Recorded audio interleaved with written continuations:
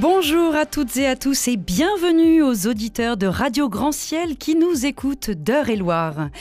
Chiens, chats, lapins, rongeurs, oiseaux, la France compte 75 millions d'animaux de compagnie.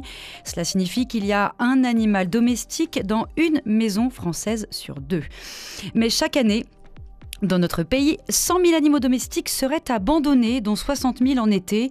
Si les chiffres sont approximatifs, ce qui est sûr, c'est qu'ils sont en hausse, avec pour conséquence la saturation des refuges. Malgré de grandes campagnes de sensibilisation, le phénomène de l'abandon ne paraît malheureusement pas s'amoindrir. L'abandon des animaux de compagnie, comprendre pour mieux agir, c'est notre sujet aujourd'hui. En fin d'émission, comme chaque jeudi désormais, nous accueillerons Tanguy Bertrand pour sa chronique « Les mots pour le dire ». Mais tout de suite, on accueille nos 3 invités.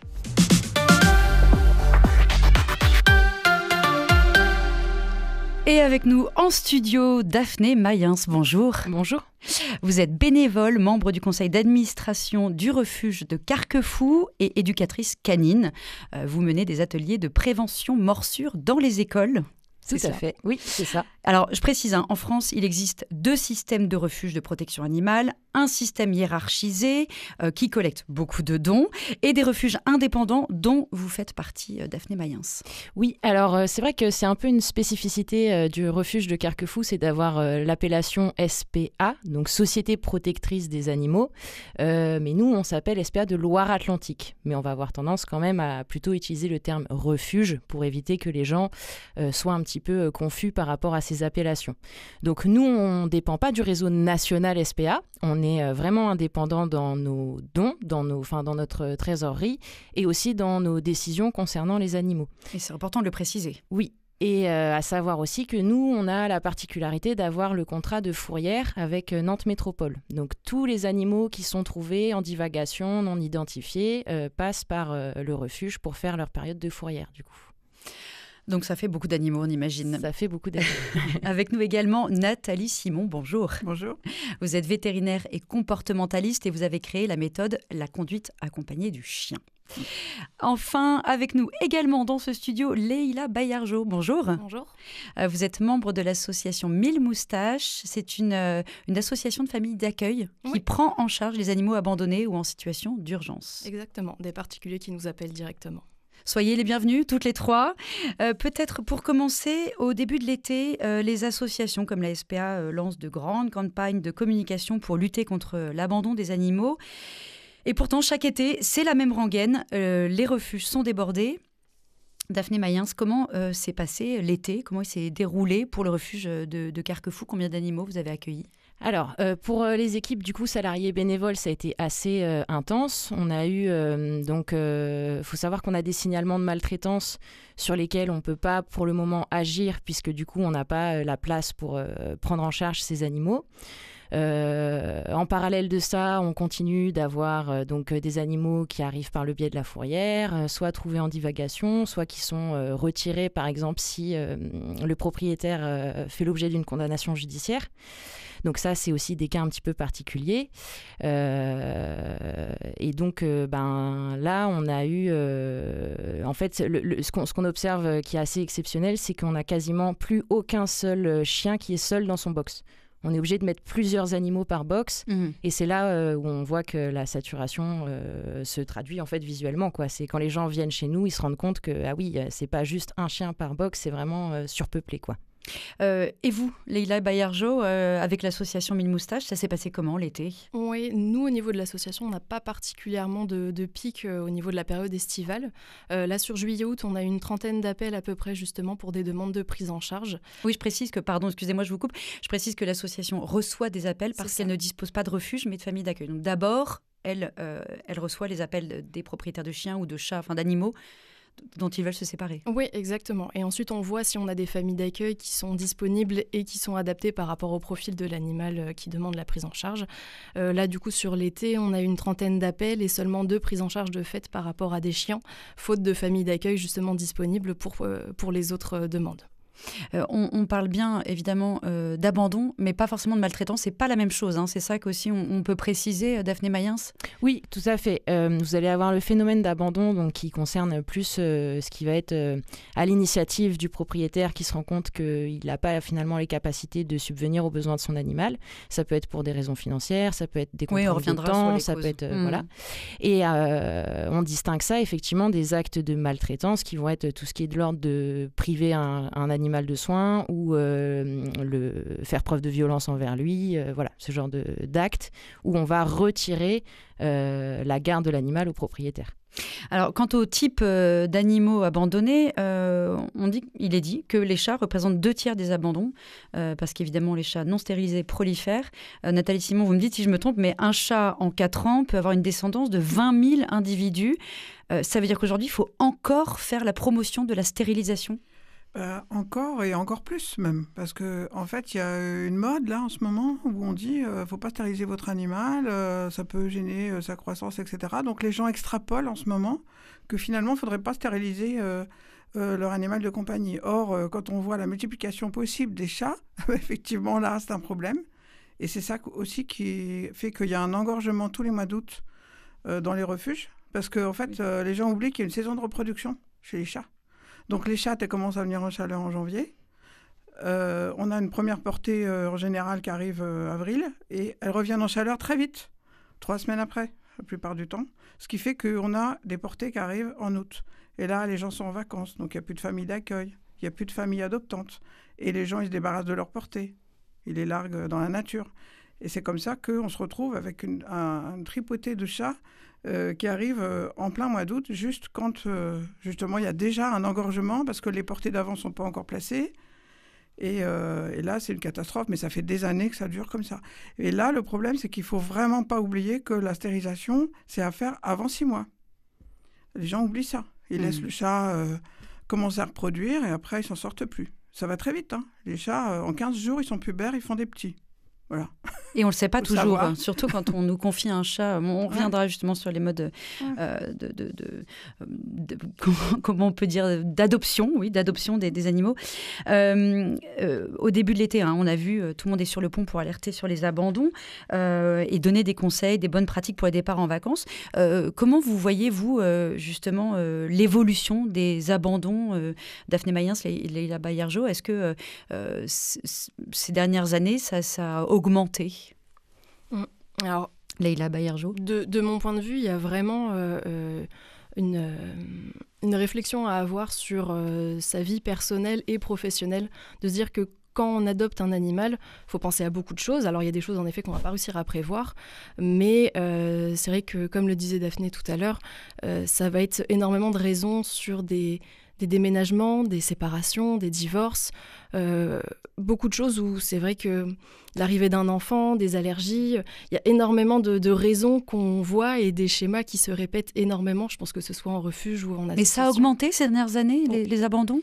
Oui. Oui, nous on l'a observé en fait vraiment un petit changement, une évolution du phénomène depuis le Covid, le confinement, mine de rien, depuis 2020. On a vraiment une accentuation du phénomène. C'est vrai que c'est plus juste des abandons sur la période estivale, c'est toute l'année. Oui, les gens ont beaucoup adopté pendant la crise sanitaire, Nathalie Simon. Je crois que c'est ce que vous me disiez. Ils ont beaucoup adopté pendant la crise sanitaire. Et puis, maintenant... Et puis, moi, ce qui me choque beaucoup, c'est toute la publicité qui est faite par rapport à l'acquisition des animaux de compagnie. C'est qu'en fait, il y a énormément de publicité de fait pour acquérir les animaux de compagnie. Et là, comme Leïla le disait, dans aucune publicité, il y a l'explication qu'un animal, il va vivre 15 ans. Et que pendant 15 ans, il va falloir s'en occuper.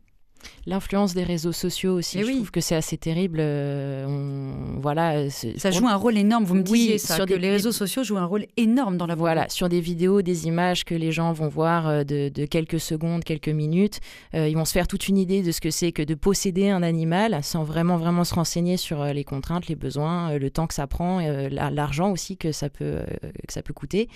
Et c'est aussi, je pense, vraiment l'une des causes principales actuellement dans notre société société qui mènent à ces phénomènes d'abandon massif. Parce qu'en fait, on a je vais pas les appeler éleveurs parce que du coup, c'est pas respectueux par rapport au métier d'éleveur qui est un vrai métier en parallèle. Oui, on en parlera en dernière partie. J'aimerais que vous nous expliquerez justement comment on fait la différence. Je vais plutôt les appeler les marchands de chiens, les marchands d'animaux, où on est sur des personnes très peu scrupuleuses qui vont faire de la reproduction à outrance d'animaux qui sont pas toujours très équilibrés dans leur tête. Et en fait, ils vont faire naître des chiens ou des chats qui sont juste beaux esthétiquement, mais derrière, qui sont pas forcément toujours très stables ou faciles à prendre en main.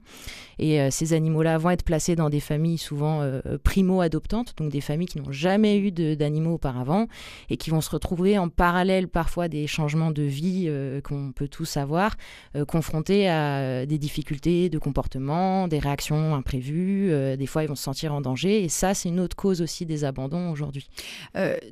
On parlait des réseaux sociaux dans les causes d'abandon, mais en fait même avant cela, il y a énormément de posts sur, par exemple, je pensais au Border Collie, qui fait des choses miraculeuses, qui vous fait des choses incroyables. Enfin, on se dit, moi j'ai envie de la même chose, je veux un chien comme ça, et puis apparemment ça a l'air d'être facile parce qu'ils le font tous.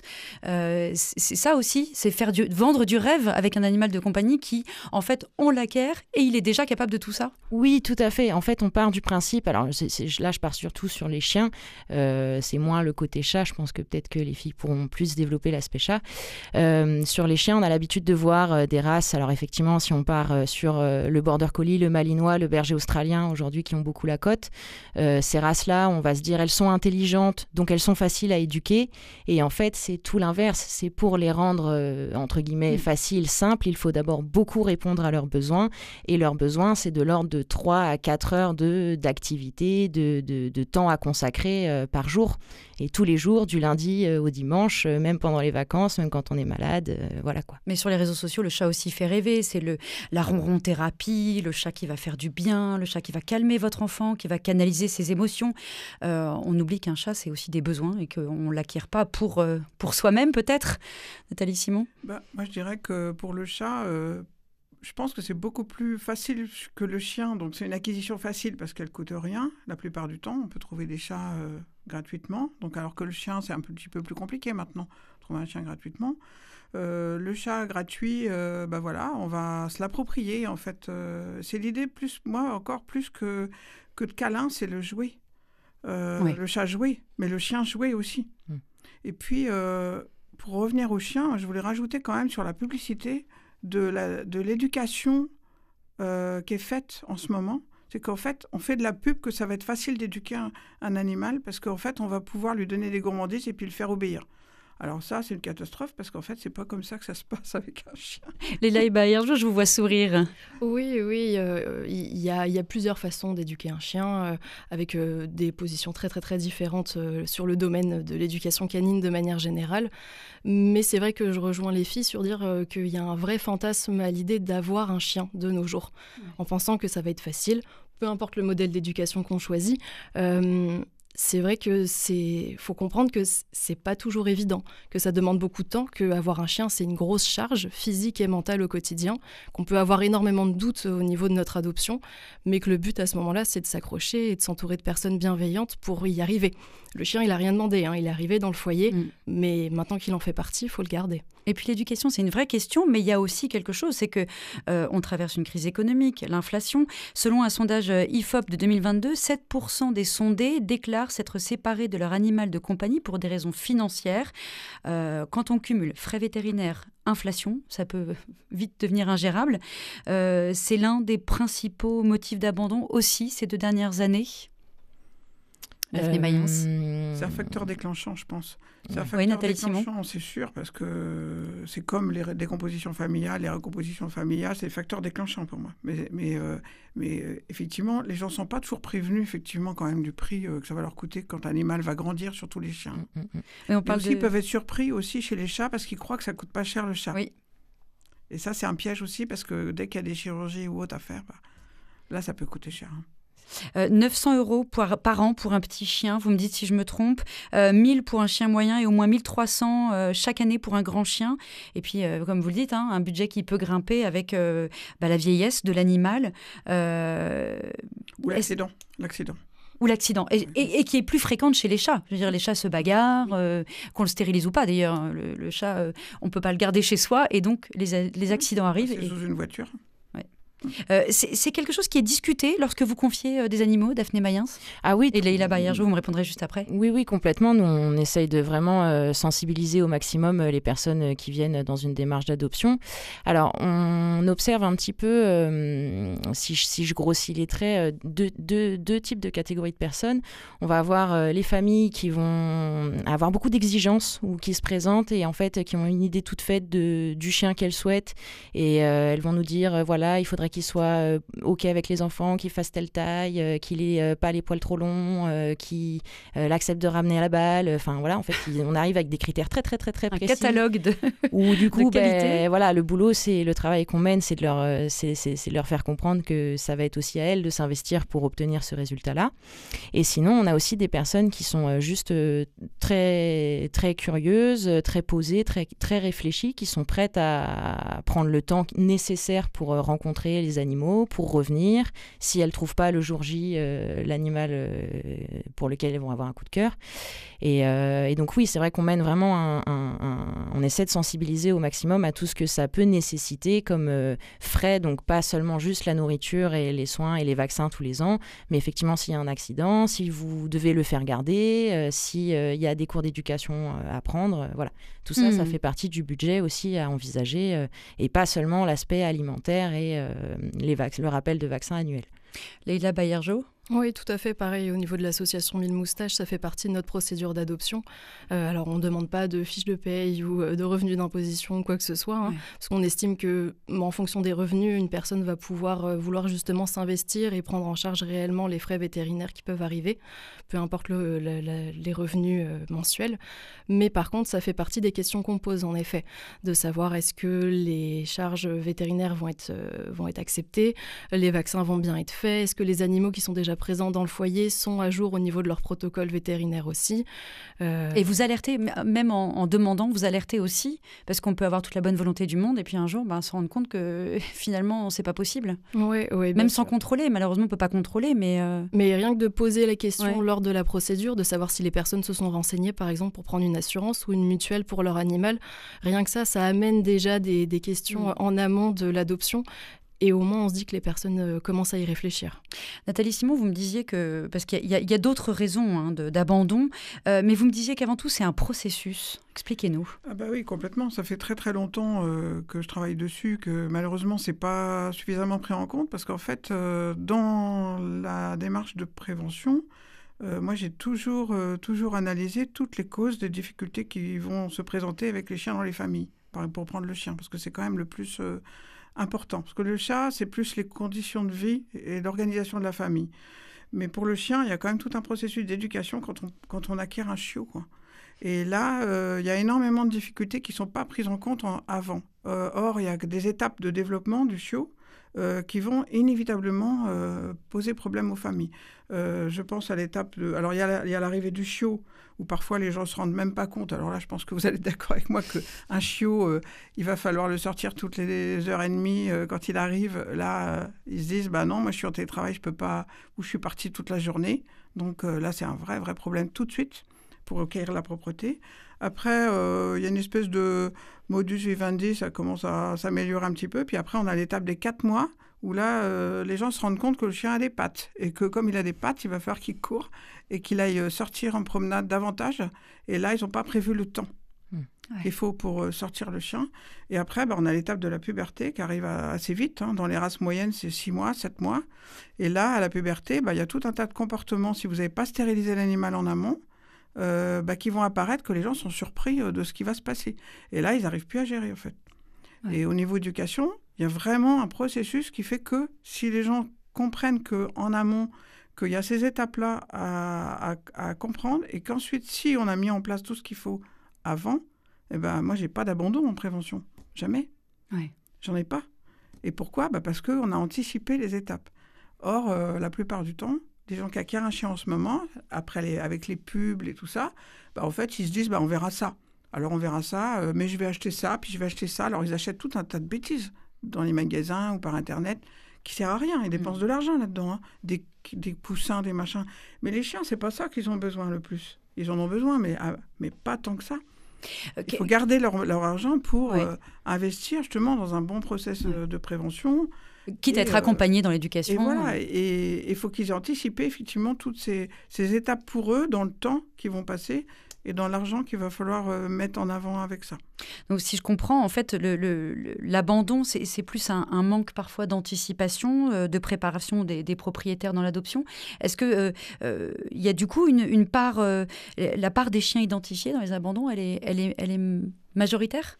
Alors, c'est un petit peu particulier. Alors souvent, par le biais de la fourrière, effectivement, les animaux qui arrivent ne sont pas identifiés. Et c'est le problème, c'est que du coup, on ne peut pas contacter d'éventuels propriétaires et ils restent avec nous jusqu'à l'adoption s'ils ne sont pas réclamés.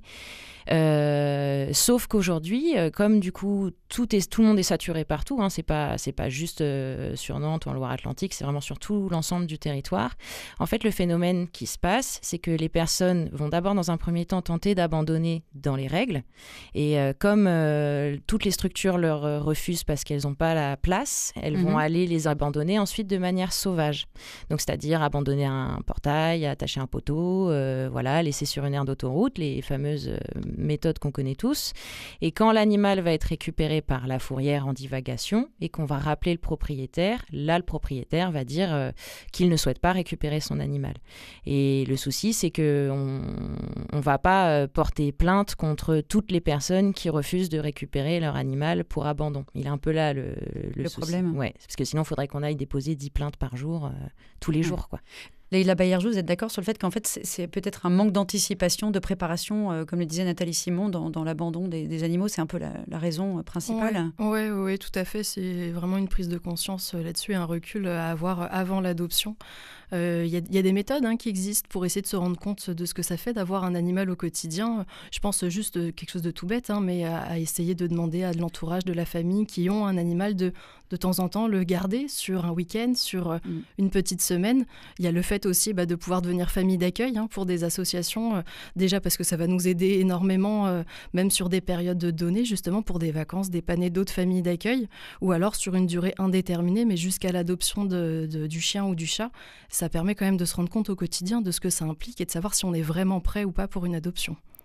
Alors pour parler des conséquences de ces abandons sur nos animaux de compagnie, alors en plus de surcharger les refuges ou les familles d'accueil, ça peut être très violent chez les animaux. Nathalie Simon, je rappelle que vous êtes vétérinaire et comportementaliste. Qu'est-ce que ça provoque chez eux finalement ? Pour eux, c'est le monde qui s'écroule, quoi. Parce qu'au final... Sans faire d'anthropomorphisme, c'est important de dire qu'on n'est pas là en train de dire que l'animal... on sait aujourd'hui que l'animal est pourvu de sentiments, d'émotions. Je ne sais pas comment on pourrait qualifier ça. Peu importe, mais en tout cas, ce qui est important, c'est de comprendre que cet animal-là, on l'a choyé la plupart du temps, parce que moi, je ne connais pas de famille qui acquiert un animal qu'ils ne l'ont pas souhaité au final. Et au final, ils se retrouvent devant l'abandon par perte de moyens. Par perte de moyens d'agir, parce qu'ils n'ont pas compris en fait qu'il y avait des solutions et ils n'ont pas trouvé au bon moment et se retrouver au taquet par rapport à ça, et c'est ça qui a déclenché une décision. Alors pour des raisons, des facteurs déclenchants, décomposition familiale, perte de boulot, enfin bref, qu'on a parlé tout à l'heure. Mais au final, cet animal-là, lui, c'est pas lui qui a voulu comme ça, donc il se retrouve accroché quelque part ou dans un chenil avec plein d'autres chiens qui n'étaient pas du tout adaptés à ça. Pour un animal, c'est une catastrophe, quoi. Enfin, vraiment. Ça peut changer son comportement ? Ça peut faire évoluer son comportement, Daphné Mayens ? Oui, nous, on l'observe surtout. Alors, c'est pareil, c'est un phénomène qui vient se rajouter un peu à ce qu'on vient de dire, mais nous, on observe beaucoup de retours d'adoption ces derniers mois. C'est-à-dire qu'on a fait confiance à des familles, on leur a confié des animaux, et en fait, ils les ont gardés 1 mois, 2 mois, et au bout du 3e mois, ils nous le ramènent. C'est ce que vous disiez, Nathalie Simon. Ouais. Et donc, en fait, on se retrouve avec souvent des chiens qui vivent pas un seul, mais parfois 2, 3, plusieurs abandons au cours de leur vie, et c'est à chaque fois de plus en plus difficile parce que ils comprennent pas ce qui se passe, et puis du coup, au niveau de leurs émotions, de leur énervement, ça peut les rendre agressifs.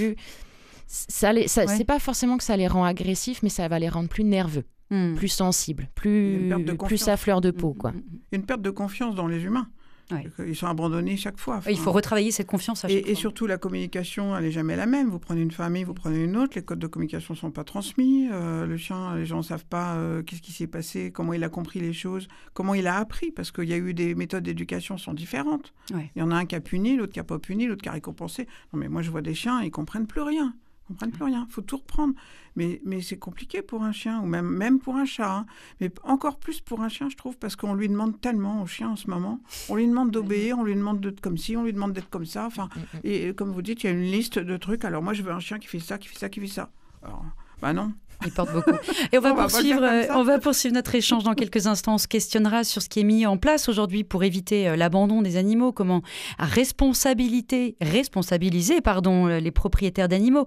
Avec vous, Nathalie Simon, Daphné Mayens et Leïla Baillargeau. Juste avant, ce sera l'instant F. Tout de suite, un petit peu de musique avec Aretha Franklin.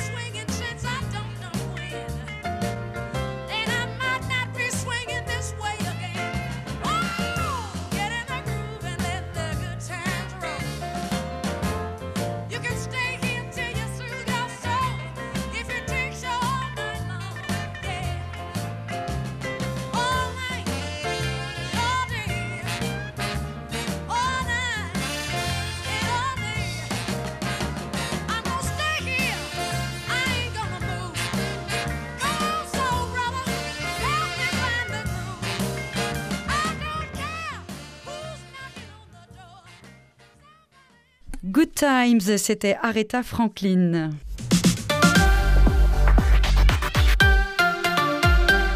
Tout de suite, comme promis, on prend un temps pour connaître un petit peu plus nos invités. L'instant F. Alors, je vous propose un portrait chinois pour cet instant F. Je rappelle qu'on parle dans ce rendez-vous fidélité de l'abandon des animaux de compagnie avec nos 3 invités, Daphné Mayens du refuge de Carquefou et éducatrice canine, Nathalie Simon, vétérinaire et comportementaliste, et enfin Leïla Baillargeau, membre de l'association 1000 Moustaches. Allez, c'est parti. Si vous étiez un des 5 sens, Daphné Mayens. Moi, je serais la vue, parce que du coup, j'aime beaucoup observer. Donc, du coup, je pense que ce serait la vue. Leïla Baillargeau. Également, comme Daphné. La vue. Oui. Enfin, moi aussi. Nathalie Simon aussi, la vue. Oui. Mais les 3 se sont accordés. Je précise aux auditeurs que vous ne vous êtes pas concertés. Non. Si vous étiez un mot. La passion. La passion pour Daphné Mayens. La passion, également. Leïla Baillargeau, la passion. Non, mais c'est incroyable. Moi, c'est dans mon ADN, mais j'aurais mis complicité. Complicité, passion, complicité. C'est des jolis mots. Et un mot pourquoi ? Par rapport au son, passion, ou à ce que ce mot représente, Daphné Mayens ? Moi, c'est plus pour ce que ça représente, du coup. Parce que, du coup, le nom de mon entreprise, c'est Ikigai Dog. Et l'Ikigai, c'est un petit peu la somme de tout ce qui nous anime au quotidien. Donc, voilà. Leïla Baillargeau, pourquoi ? Oui, pareil, pour ce que ça représente. Pour moi, la passion, c'est quelque chose où, quand on fait quelque chose dans la vie, il faut le faire complètement. Et quand on rajoute ça, ça... On ne peut pas s'engager sans passion. Oui, je pense. S'engager vraiment, faut y mettre... Faut être passionné. Ouais. Comment pour être chez vous déjà. Là, aujourd'hui.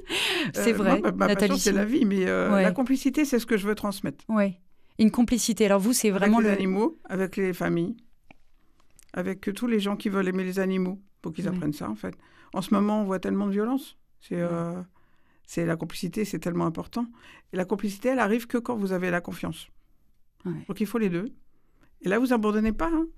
Ah non, quand on a trop de complicité, ça devient compliqué. Et alors, je vais vous poser une question sur la cause à défendre. Alors, on va peut-être retirer la défense des animaux ou la lutte contre l'abandon des animaux. Si vous étiez une cause à défendre autre que les animaux, pour essayer de vous connaître encore un peu mieux. Comme vous voulez, Daphné, Leïla. Le féminisme. Leïla Baillargeau. Le féminisme. Oui. Ça va peut-être un peu ensemble. Non, pardon, je divague. Mais enfin, ensemble, je veux dire, c'est des causes qui parfois paraissent désespérées. Ouais, où il y a des progrès petit à petit. Ouais. C'est très long, mais pareil, il faut être engagé avec passion là-dedans et petit à petit, on va arriver à quelque chose de cohérent et qui correspond à tout le monde. On va y arriver. Daphné Mayens. Moi, ce serait la sensibilisation au handicap et à l'inclusion, du coup. Tant les chiens porteurs de handicap, parce qu'il y en a aussi, que les personnes en situation de handicap qui ont des chiens d'assistance. Oui. Et là, les deux sont mêlés un peu, les deux sujets. Nathalie Simon, une autre cause à défendre. La prévention dans l'éducation des familles, dans l'éducation des enfants, dans l'éducation des animaux. La prévention dans tous les domaines. Pas par hasard, hein. J'ai passé plusieurs années pour ça et c'est très important. C'est la prévention, c'est ça qui permet la réussite. Dans tous les domaines, ça c'est vrai. Plus encore que prévention, on pourrait aller au-delà, c'est la prévoyance. La prévoyance, c'est être capable de prévoir même la prévention. En fait, on va encore en plus en amont. Hein. C'est qu'on est conscient de ce qu'on va avoir à prévoir. Ouais. Si vous étiez une qualité, alors soit une qualité qu'on vous reconnaît, soit une qualité que vous aimeriez avoir, peu importe, si vous étiez une qualité. Nathalie Simon, on repasse moi, c'est la cohérence. La cohérence, c'est ce que j'essaye de transmettre, c'est ce que j'essaye d'être toujours. Cohérent, toujours calculer les conséquences de ce qu'on fait. C'est-à-dire que ce qui me désespère avec les animaux, c'est que les gens ne regardent pas les conséquences de ce qu'ils vont faire. Et la cohérence permet d'éviter tout ça. Leïla Baillargeau. Oui, de mon côté, la bienveillance. De manière générale, une écoute active. Et là, de mon côté, par rapport aux chiens, c'est aussi une bienveillance et un recul, comme le disait Nathalie tout à l'heure, on en demande beaucoup aux chiens et parfois juste un petit peu de bienveillance, juste de dire qu'aucun humain n'est parfait, alors il faut arrêter de demander à ce que nos animaux le soient aussi. Et ça fait du bien parfois. Daphné Mayens. Et moi, je dirais la patience, du coup, parce que on est quand même aussi dans une société qui va très vite aujourd'hui et le rythme des animaux, c'est pas ce rythme-là. C'est un rythme qui est beaucoup plus lent. Et en fait, tant qu'on n'a pas compris ça aussi, c'est aussi ce qui fait qu'on ne se comprend pas avec les bêtes, quoi. C'est qu'on n'est pas sur le même tempo, quoi. Les trois se complètent parfaitement. Complètement. Et pour terminer, si vous deviez déjeuner avec une personnalité, laquelle ce serait ? Qui ce serait ? Qui veut commencer ? Nathalie Simon. Moi, j'ai pensé que c'est vrai qu'on n'a encore pas de... Je ne sais pas si on a un gouvernement, là, j'en sais rien, mais en tout cas, le prochain ministre qui va s'occuper des animaux de compagnie, je veux bien déjeuner avec. Le prochain ministre qui s'occupera des animaux de compagnie. Et on espère que vous pourrez déjeuner avec lui. On en aura un peut-être. Un ou une. La demande est envoyée. C'est ça. De mon côté, ça sera plutôt sur l'idéologie du coup féminisme et la façon de penser, ce sera Emma Watson. Emma Watson, une célèbre comédienne américaine, actrice américaine, qui a notamment joué dans les la saga Harry Potter. Oui, tout à fait. Saga Harry Potter, pour ceux qui ne la connaîtraient pas. Merci. Daphné Mayens, une personnalité ? Et moi, ce serait plutôt une personnalité locale, du coup, parce que ce serait Madame Johanna Roland, pour pouvoir discuter... La maire de Nantes. Voilà, la maire de Nantes, pour pouvoir discuter de la place des animaux de compagnie au sein de la ville et pouvoir voir s'il y a des choses qui peuvent être aménagées, discutées, négociées. On espère que la ville vous entend. Merci beaucoup de vous être prêté à ce petit questionnaire. Tanguy Bertrand sera avec nous dans quelques instants pour sa chronique Les mots pour le dire. Avant cela, l'abandon des animaux de compagnie est un vrai fléau, on l'a vu. Alors comment éviter ces abandons ? Comment responsabiliser les propriétaires ? On y répond avec nos 3 invités.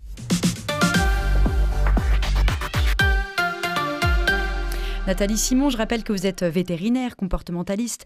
Un certificat d'engagement en date du 1er octobre 2022 est dorénavant adressé à tous les propriétaires de chats et de chiens. Le futur acheteur a donc l'obligation de signer ce certificat. Est-ce que c'est aujourd'hui une mesure que vous approuvez ? Est-ce qu'elle est suffisante, selon vous ? C'est une mesure parmi d'autres, mais moi j'appelle ça une recette. Enfin, je l'avais signalé déjà quand c'était sorti, ce truc-là. C'est toujours mieux parce qu'évidemment, ça peut développer une prise de conscience dans certains cas, mais c'est de loin insuffisant. Ça, je l'avais signalé dès le départ. Il faut vraiment organiser mieux la prévention. Et c'est un processus, donc ça ne se fait pas avec des recettes.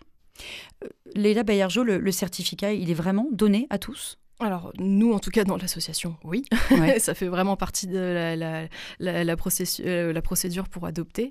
Mais je suis complètement d'accord avec Nathalie, c'est pas ça qui change grand-chose en soi. Hein. Ouais. Il y a d'autres choses qui pourraient être mises en place, mais le certificat, il est là, il est bien, il fait joli. C'est un premier pas ? Oui. Un tout petit premier pas. Tout petit. On voit en Allemagne qu'il y a des permis, un permis d'animaux. Est-ce que ce serait, selon vous, la voie à suivre, Daphné Mayens ? Alors, le permis de détention, aujourd'hui, il existe sur le territoire français, mais en fait, il ne concerne que certaines races de chiens. Donc, ce qu'on va appeler les chiens dits de catégorie. Donc, on va surtout reconnaître les races comme le Rottweiler et l'American Staff. Et en fait, ce sont des... Comme il y a cette histoire de permis... et que les chiens sont déclarés, dits dangereux, les personnes se disent que le permis, ça va concerner que des chiens compliqués. Et donc du coup il y a un petit peu ce frein là qui est de se dire s'il me faut un permis pour posséder un chien, c'est que le chien va être difficile, va être puissant, va être dangereux, va être tout ce qu'on veut, et puis il y a toutes les restrictions qui vont être liées. Alors là en Allemagne c'est pas le cas, il n'y a pas l'obligation du port de la muselière par exemple dans l'espace public pour ces races là, mais ce serait très intéressant de le généraliser, mais il faudrait le remanier, ce permis, en tout cas le permis français, le permis de détention, il est intéressant, mais il faudrait qu'il soit, à mon sens, quand même revu, corrigé, réadapté, parce que ça n'a jamais été refait depuis que ça a été créé, quoi. Un impôt ou en tout cas une taxe pour avoir un animal, est-ce que ce serait dissuasif ? Est-ce que parfois on dit que toucher au portefeuille, ça permet aux personnes finalement de se remettre en question sur l'adoption ? Est-ce que c'est quelque chose que... Pour moi, il faut Qu'est-ce pas... que vous en pensez ? Les méthodes punitives, il en faut toujours. Mais si on voit la taxe comme une taxe parce que tu as un animal, c'est pas ça le bon plan. C'est ce que je pense que plutôt comme un don, mais c'est en fait un apport financier qui permettrait de financer les refuges qui ont tant de mal, dans les refuges indépendants, qui ont tant de mal à récupérer de l'argent, et les dons, parce qu'il y a une concurrence en fait dans les dons, vous voyez bien, dans toutes les associations. Et ça permettrait quand même que... Une concurrence entre les associations. Entre les associations. Et là, j'encourage quand même les gens à regarder qui donne, quoi. Enfin, il faut faire attention, parce que si on donne l'argent à des gens qui ne vont pas l'utiliser forcément pour les animaux, ça n'a pas d'intérêt, quoi.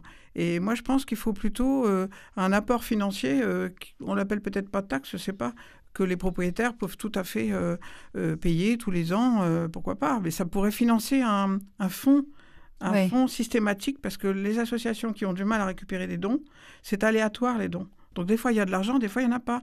Et donc, ils ne peuvent pas anticiper. Ils ont des salariés à payer, ils ont des frais fixes énormes avec les animaux qui sont constamment là. Donc il faut de l'argent qui est là en constant, qui n'est pas en aléatoire. Est-ce que vous êtes d'accord avec ça, Léla Baillargeau ? Est-ce qu'il faudrait une taxe, plutôt en amont, pas punitif, mais pour dire si je paye, c'est que je deviens responsable ? Oui, finalement, oui, je pense ça peut fonctionner ou est-ce que... En amont, ça pourrait fonctionner en effet à titre un petit peu de prévention. Puis en plus, ça permettrait un circuit où ça continue de financer et d'aider. Ça n'empêchera pas les abandons. Mais c'est ça. Mon avis, ça ne jouera pas beaucoup sur l'abandon. Mais par contre, ça peut aider les refuges à être plus efficaces. Ça peut peut-être faire plus de prévention aussi. Oui, parce qu'on le voit au niveau des refuges ou des associations. Acheter un chien en élevage à 1000, 1500 €, voire même plus, selon les races, ça n'empêche pas forcément l'abandon et ça garantit pas non plus que les personnes vont avoir la sécurité financière en cas d'accident, de maladie pour l'animal, quoi. Tout à l'heure, on parlait des chiens qui sont identifiés. Est-ce que ça permet aussi de sanctionner quand quelqu'un abandonne son animal, ou généralement, il n'est pas... parce qu'il y a une amende qui va jusqu'à 45 000 €, 3 ans de prison. Comment on l'applique, en fait, finalement, si les animaux ne sont pas identifiés ? Alors, s'ils ne sont pas identifiés, on ne peut pas l'appliquer. On ne l'applique pas. Si les animaux sont identifiés, c'est ce que je disais tout à l'heure, en fait, il n'y a pas suffisamment de moyens actuellement qui sont mis en place pour permettre ces poursuites-là, en fait. C'est-à-dire qu'au niveau judiciaire, il y a quand même d'autres priorités, d'autres choses à faire, d'autres chats à fouetter, si je peux me permettre l'expression. Ouais. Pauvre chat. Et donc, c'est vrai qu'on va avoir tendance à plutôt, s'il doit y avoir dépôt de plainte, déposer des plaintes sur des actes de maltraitance, qui déjà, eux, sont rarement punis à hauteur des faits. Donc, sur un simple abandon, non, actuellement, il n'y a pas de poursuite, quoi. Donc, en fait, dans tout ce qui est mis en place dans les sanctions, finalement, c'est une phrase. C'est une phrase dans le Code civil, mais ça n'a pas encore de véritable valeur effective. Oui, et puis en fait, ça peut même être... il y a le problème de l'aspect, si je prends l'exemple, ramasser les crottes de son chien. C'est pareil, c'est passible d'une amende si je ramasse pas les déjections de mon animal. Mais c'est pareil, cette loi-là, elle n'est pas du tout appliquée dans le sens on poursuit personne qui ne ramasse pas son chien, ou alors dans certaines communes, mais c'est un peu au cas par cas, quoi. À l'échelle de la ville de Nantes, c'est pas fait, par exemple. Mais du coup, c'est pareil, on se pose la question, comment faire pour aussi responsabiliser ces personnes-là, pour faire réaliser ce simple acte qui est quand même qui bénéficie à l'ensemble de la collectivité. Si on a déjà du mal à faire ça pour des propriétaires qui, par ailleurs, s'occupent bien de leur animal et sont responsables dans d'autres situations, pour l'abandon, vous imaginez bien que c'est encore autre chose, quoi. Donc, selon vous, l'État ou les pouvoirs publics ne s'emparent pas suffisamment du sujet, justement, en fait, finalement, tous les sujets concernant les animaux ? Qu'est-ce qui veut répondre, Nathalie Simon ? Moi, je dirais que c'est pas qu'ils s'en emparent pas, c'est qu'ils s'en emparent mal, c'est tout. Parce qu'ils sont emparés quand même. Ils sont en aval et pas en amont. On peut pas dire qu'il n'y a pas eu un effort quand même de fait, parce qu'il y a eu quand même plusieurs choses qui ont été mises en place. Hein. Mais voilà, c'est pas un travail sur le fond. Ouais. Vous êtes d'accord avec ça, Leïla Baillargeau ? Oui, tout à fait. Il y a beaucoup de choses qui pourraient être mises en place de manière générale, que ce soit là au niveau de la ville ou même sur un point de vue plus national. Mais... Alors justement, qu'est-ce qui pourrait être mis en place ? On imagine que déjà, adopter un animal dans un refuge, vous l'avez dit, il faut remplir un certain nombre de critères, mais ça n'a pas l'air suffisant, puisque vous nous parlez de retour. Le taux de retour est énorme ou pas, Daphné Maillasson ? Est-ce qu'il est de combien au refuge de Carquefou ? Alors, je ne vais pas pouvoir vous sortir un chiffre précis, mais sur ces derniers mois, on est de l'ordre sur 4 adoptions, un retour sur 4, quoi. Un retour sur 4. Et c'est énorme ? On ne se rend pas compte, nous. Pour nous, c'est énorme. Sachant qu'on a déjà peu de départs, avoir un chien qui revient sur 4 départs quasiment une fois par mois, pour nous, c'est énorme. Hein. Et puis, du coup, c'est un petit peu ça fait partie de la politique de l'association de proposer quand même à récupérer l'animal si la famille adoptante manifeste des difficultés et finalement n'assume plus. On reprend les animaux en priorité. Ceux qu'on a placés, ils reviennent chez nous en priorité. Donc, forcément, ça reoccupe de la place pour d'autres animaux qu'on pourrait prendre en charge par ailleurs, quoi. Et vous aussi, Leïla Baillargeau, vous avez des taux de retour importants ou pas ? Alors nous, on a l'avantage quand même par rapport à une SPA et des loulous qui sont en box, on a l'avantage que les chiens soient placés dans des familles d'accueil, donc ils sont déjà dans une continuité de personnes qui sont quand même présentes, qui s'occupent d'eux avec des balades. On arrive aussi assez facilement à tester les ententes des animaux, que ce soit avec les chiens, les chats, avec les enfants aussi. Et donc on arrive, on va dire, le mieux possible normalement à cibler l'environnement qui pourrait leur correspondre. Pareil, voilà, des chiens qui supportent pas du tout la solitude. Bon, en effet, des personnes qui vont travailler, avoir des grosses amplitudes horaires, il n'y a même pas de possibilité de doute. On le sait, le chien en famille d'accueil, il supporte pas la solitude. On va pas le faire adopter par ce type de profil-là d'adoptant. Mais voilà, même si on fait tout pour avoir des procédures les plus précises possibles au niveau de l'adoption, on a quand même parfois des retours et on applique cette même politique-là, c'est-à-dire que quand le chien a été adopté, si jamais ça se passe pas bien, on fait tout pour pouvoir le récupérer au sein même de notre association et même idéalement dans la même famille d'accueil dans laquelle il était avant. Ouais, donc les taux de retour, c'est quand même assez pénible pour vous. Il y a, en plus de ces façons d'adopter les chiens ou les chats, il y a vos associations. Mais on en parlait tout à l'heure, quelque chose, je voudrais qu'on s'arrête là-dessus, c'est les ventes sur Internet. J'ai lu le chiffre, peut-être que c'est pas bon, mais 80% des achats d'animaux se font en ligne, comme par exemple le Bon Coin. Et souvent, ça peut être des élevages illégaux. Si moi, je souhaite adopter un animal et que j'ai envie de me tourner vers un éleveur, comment reconnaître finalement un élevage de confiance, Daphné Mayens? Alors la première des choses, ça va être déjà de voir s'il y a des avis qui existent sur cet élevage. Donc rechercher sur Internet, regarder les avis. S'il n'y a pas beaucoup d'avis, on peut commencer à se dire que c'est pas un élevage qui a beaucoup de reconnaissance ou qui existe depuis longtemps. Donc ça peut nous mettre un petit peu la puce à l'oreille. Ensuite, il va y avoir la taille de la structure. Privilégier des élevages dits familiaux où les personnes vont se concentrer sur 1 à 2 races maximum. Les élevages où on vous vend 8 races, c'est des usines à chiots. Clairement, il n'y a pas un souci particulier de l'animal. Et ensuite, en termes de questions, ce qui est assez révélateur, c'est si vous avez la possibilité de voir les parents, voir la maman, voir le papa, comment ils sont, comment ils vivent. Et effectivement, justement, les conditions de vie. Est-ce qu'ils sont dans des espaces à part de la maison familiale? Est-ce qu'ils sont au sein de la maison familiale? Quelles activités ils ont? Parce que des animaux qui vont juste servir à la reproduction, en fait, ils ne sont pas du tout éveillés. Et un animal qui n'est pas éveillé, il va transmettre ça en fait à sa descendance. Et donc après, c'est ce qui va faire qu'on va se retrouver avec des animaux, surtout chez les chiens, très craintifs ou méfiants ou plus sur la réserve, alors que c'est pas ce qui est recherché. On recherche quand même des animaux qui vont être plutôt avenants, plutôt à l'aise, etc. Et le problème des usines à chiots, c'est que souvent ils mettent au monde des chiots qui par la suite vont développer des troubles du comportement parce que soit c'est des trop jeunes, parce qu'une expérience de la mère ou trop grosse portée, etc. Donc, si je résume un peu, mais je vais vous faire intervenir là-dessus, il y a à la fois une nécessité de prévenir, d'être dans la prévention des futurs adoptants pour se rendre compte de ce que c'est qu'avoir un animal et de ce que ça représente de différents points de vue. Mais il y a aussi une régulation peut-être à faire dans les personnes qui vendent, qui proposent des animaux. Nathalie Simon. C'est comme c'est toujours, si vous ne voulez pas avoir de vendeur, il ne faut pas acheter.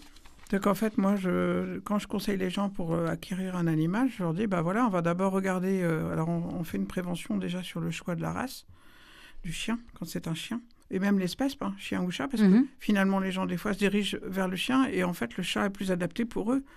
Question de rythme de vie, le chat a plus d'autonomie, il n'a pas besoin des promenades, il peut se promener tout seul si vous avez une chatière. Parfois, c'est plus simple. Et le chien, faire attention à la race. On parlait des races challenge tout à l'heure. Ça, c'est une catastrophe, les races challenge. Parce qu'en fait, vous n'avez pas l'espace pour... quand le chien va être plus grand, vous n'avez pas les moyens. Et puis ensuite, une fois qu'on a fait le choix de 2 ou 3 races les plus adaptées, moi, je demande aux gens d'aller voir les sites Internet déjà. On recherche ne serait-ce que les chiens avec pédigré, parce qu'on a une référence fiable avec la Société Centrale Canine qui a des chiens avec pédigré. Je dis, c'est pas parce qu'on regarde ces sites-là qu'on va acheter là. Mais au moins, ça donne une référence. Moi, j'aime bien que les gens cherchent. Ils cherchent, ils m'envoient les liens de ce qu'ils ont trouvé et je leur explique pourquoi on va choisir ça plutôt que ça. Et par exemple, je vais leur dire surtout, un élevage où on ne voit pas la mère, on ne prend pas. Un élevage où il y a effectivement beaucoup de races, on évitera. Parce que la plupart du temps, c'est pas toujours mauvais, mais c'est pas souvent bon. Et puis, je fais attention aussi que ce n'est pas des chiens qui n'ont pas vu l'extérieur. Parce qu'on voit maintenant des photos où on voit un chien avec plein de jouets tout autour de lui. Ça ne sert à rien pour un chiot. Oui, ce que vous disiez tout à l'heure. Acheter tout un tas Il lui faut de d'objets. l'herbe, en fait, pour apprendre à être propre déjà. Parce qu'en fait, ça va être la première punition du chiot. C'est ce que les gens vont faire, c'est quand ils vont s'énerver sur la propreté. Ça, c'est le premier problème qu'on a. Ouais. Et là, quand un chiot il a vécu avec des sorties régulières sur de l'herbe, on n'a déjà pas les problèmes de propreté, ou presque pas. Ça te permet de faire un démarrage beaucoup plus facile. Et un chiot que les gens, ils auront... je fais attention aussi aux portées familiales.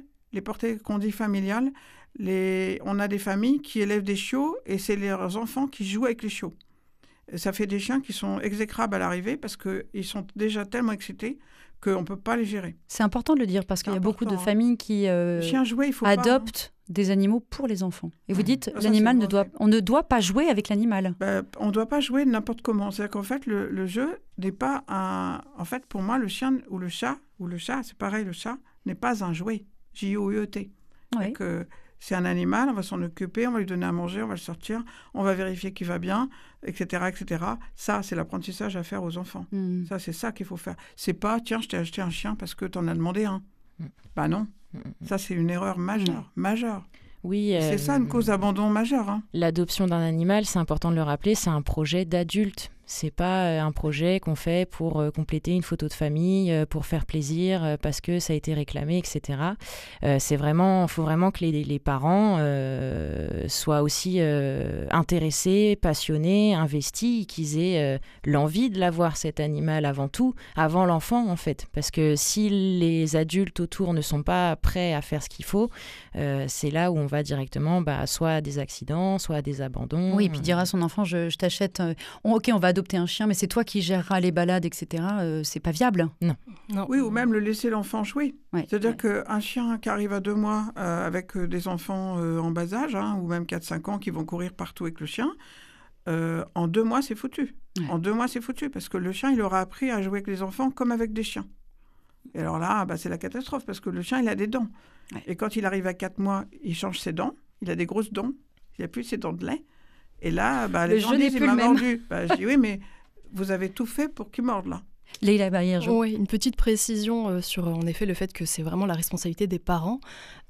Ça l'est aussi bien pour tous les animaux, qu'on achète ou qu'on adopte, que ce soit un chien, un chat, des nacs. Même un oiseau. Un oiseau, voilà, un cochon d'Inde, peu importe, c'est la responsabilité des parents. Et même si l'enfant arrive vers sa majorité, il faut partir du principe que la responsabilité est parentale et que du coup, c'est pas l'enfant qui va forcément partir faire ses études en emmenant l'animal aussi. Ça aussi, c'est une des causes d'abandon, c'est en pensant que l'enfant allait devenir majeur, il allait continuer de s'occuper de l'animal de la famille. Ouais. Non, pas forcément. Pour conclure, Nathalie Simon, on voit très rapidement, on ne voit pas de campagne de prévention contre les abandons, mais des campagnes de sensibilisation pour lutter contre les abandons. Pourquoi ? Ça fait la pub des abandons, en fait. On fait la pub des abandons. Donc, je vais un petit peu loin quand je dis ça, parce qu'évidemment, il y a une prise de conscience qui doit quand même revenir. C'est obligatoire, mais ça, c'est fait depuis longtemps.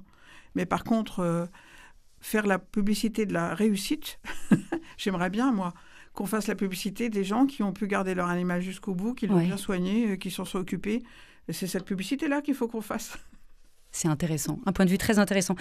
Merci Daphné Mayens, Nathalie Simon pour ces éclairages, et Leïla Baillargeau évidemment. Désormais, tous les jeudis, nous retrouvons Tanguy Bertrand qui définit un mot ou une expression en lien avec notre thématique. Bonjour Tanguy. Bonjour Tiffaine, bonjour à tous et à toutes. C'est donc une première aujourd'hui et vous allez nous parler d'une expression en lien avec les animaux, bien sûr. Absolument, une vieille expression qui évoque effectivement les animaux et plus précisément les chiens dont on vient de beaucoup parler. L'expression « rompre les chiens ». Mais quelle horreur, Tanguy, qu'est-ce que vous nous dites là ? Rassurez-vous, Tiffaine, vous allez voir que contrairement à ce que cette expression pourrait laisser entendre, les chiens n'y sont pas du tout maltraités. Bon, en tout cas, c'est bien la première fois que j'entends cette expression. J'imagine que vous l'avez trouvée chez votre amie Furetière. Oui, bien sûr, vous connaissez ma passion pour Furetière. Mais elle figure également dans de nombreux autres dictionnaires. Alors, elle veut dire quoi, cette mystérieuse expression ? Eh bien, donnons la parole à Furetière. On dit figurément rompre les chiens quand on interrompt quelqu'un dans son discours pour empêcher qu'il ne dise quelque chose de désavantageux ou qu'il n'entreprenne quelque affaire. Comme on essaie parfois de faire diversion dans une conversation qui devient gênante ? Absolument. L'expression s'entend aussi plus simplement dans le sens de ne pas croire. On la trouve chez La Fontaine dans son conte Féronde ou le Purgatoire. Alors Féronde est un mari jaloux, ça arrive, et il soupçonne d'infidélité sa femme qui se rend régulièrement chez un abbé, toujours naturellement pour de bonnes raisons. Et La Fontaine écrit, je cite, « Mais le mari qui se doutait du tour rompait les chiens. » Rompait les chiens. Alors ça veut dire qu'il ne la croyait pas. C'est cela. Donc une vieille expression, vous avez dit. Oui, elle remonterait, conditionnel de précaution, elle remonterait au début du XVIIe siècle. Mais on ne l'utilise quasiment plus de nos jours. Vous l'avez deviné, j'en suis sûr. Oui, tout à fait. Mais alors, je ne vois pas vraiment le rapport entre les chiens et un discours interrompu, pour reprendre les termes de Furtière. Alors, vous ne le voyez pas parce que l'expression est employée au sens figuré. C'est-à-dire ? Alors, au sens propre, elle appartient au langage de la vénerie. En d'autres termes, la chasse à courre. Absolument. Au Moyen-Âge, le verbe vénère, on prononçait toutes les lettres, signifiait chasser à courre. Alors, pour en revenir à notre expression, elle avait au sens propre, dans le langage synégétique, le sens de faire dévier des chiens de leur piste. Furtière écrit qu'elle, je le cite, se dit de la faute d'un piqueur et chasseur lorsqu'il passe à travers des chiens pendant qu'ils courent et ainsi rompent leur course. Alors Tanguy avoue que l'explication de Furtière, elle n'est pas vraiment très claire. Alors, l'article de l'Académie, je m'appuie sur l'édition de 1776, est beaucoup plus explicite. Rompre les chiens, c'est les rappeler pour les empêcher de continuer la chasse, ce qui est une très bonne chose. D'accord. Comme rompre les chiens, c'est aussi au sens figuré empêcher quelqu'un de continuer une conversation ou de développer son propos. Eh bien, vous avez tout compris, Tiffaine. Cette expression me fait penser à quelque chose, Tanguy, si je peux me permettre. Ça me fait penser au problème de micro ouvert ou fermé qui agite la classe politique américaine actuelle. Tout à fait. Lors des débats télévisés entre les deux candidats, on s'interroge pour savoir si le micro de celui ou celle qui ne parle pas doit être ouvert ou fermé. Le candidat ou la candidate qui ne parle pas ne peut interrompre alors celui ou celle qui s'exprime. Le micro est coupé pour éviter précisément de rompre les chiens. Qui était votre expression du jour. Rompre les chiens. Merci Tanguy. On se retrouve bien sûr la semaine prochaine à la même heure. Avec grand plaisir. Je rappelle qu'il était question pour ce rendez-vous fidélité de l'abandon des animaux, comprendre pour mieux agir. Et nous étions avec Daphné Mayens du refuge de Carquefou, Nathalie Simon, vétérinaire et comportementaliste, et enfin Leïla Bayarjo, membre de l'association 1000 Moustaches. Merci beaucoup à toutes les trois. Merci. Merci également à Lou pour la préparation de l'émission et Ilias pour la technique.